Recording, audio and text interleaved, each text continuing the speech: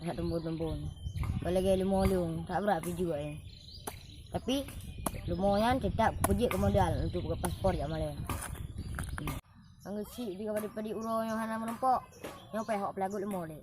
Oh nyang kacan.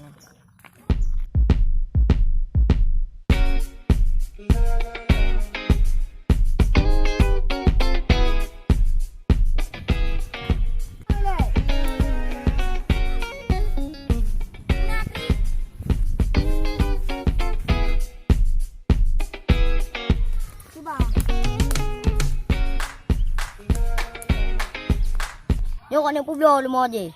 Kira-kira apa dah nak awak beliau? Mau pejuknya enggak pulau. Kemenal hai, lon ciknya aku pegat modal.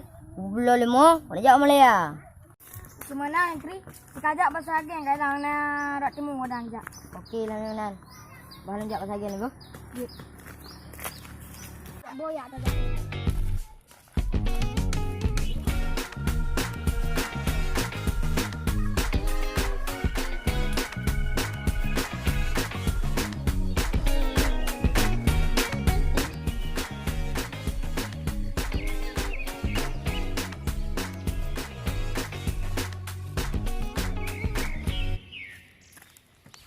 Waalaikumsalam. Pio.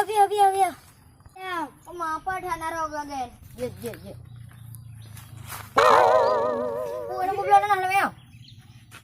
Hai. Pio lah, kena bubuk yang mudah-mudah. Ayo, aku pulau tanah lah plastik. Antam tak ubah aku. Hantar kat bagap nak nyempat dia. Cik aja bawa dia. Mula bungkau buai bo. Lah plastik. Angka. Si, tapi nyo tanah beda-beda. Nyo dah nak cak. Murah bacut ni. Ya. Mang nyo? Nyo hai Kri. Nyo tak nak wakaf. Mahal bacut. Oh. Ada lagi?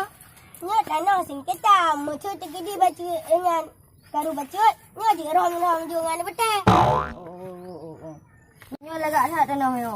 Udah tanah yo. Nyo tanah pemerintah tapi ada kalaknya belah aku pulau. Di mana? Menanti dapat lagak tak tanah. Ya. Jadi mana agen? Tujuan lo kena kau nak beli tanah. Buat tanah 5 long je. Ke belah? Oh, ni lima pijuknya kada pulau. 2.5 ayu mi. Ada ke peramanan. Ilung lumayan nak buat ke modal. Buat paspor nak jak Malaysia. Oh, mana singa nak mumpuk dua tu. Patut. Untuk dapat dentai leh. Ayo, tinggal nak nampak lo. Dia lah. Assalamualaikum. Waalaikumsalam. Alah, hantu aku. Baik, aku dah tembun lah. Tapi hantu tembun. Kan, dan mihan adro. Dipegang. Buatnya. Nampak. Macam juga.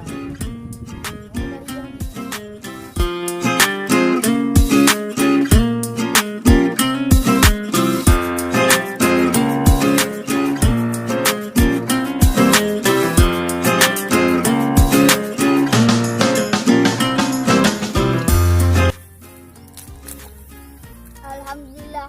Pakai bugat padanya.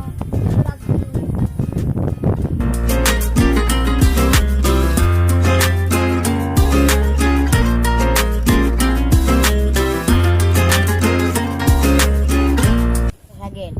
Mana truk ini hal lo. Uma, pasal nak rambu baik. Bahu tanya saya again mak jihile.